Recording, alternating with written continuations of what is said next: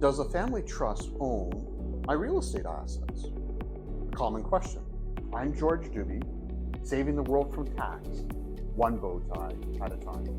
Generally speaking, the answer is indirectly yes, directly no.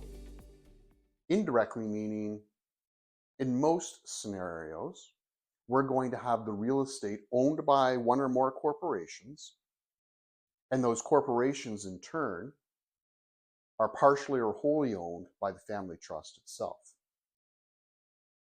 Same really applies whether we've got a liquid portfolio of investments, an operating business, a hula hoop factory, whatever it may be, we'll normally have those assets in a corporation, in turn owned by the family trust itself. That said, there's a special little case, and not that this is a formal name, I like to call it a TOSI Family Trust, where I may have liquid investments of a particular nature directly owned by the family trust.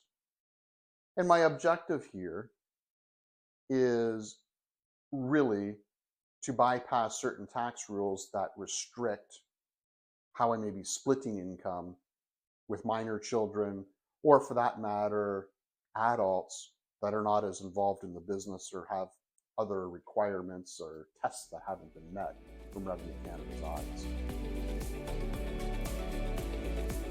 Have more questions?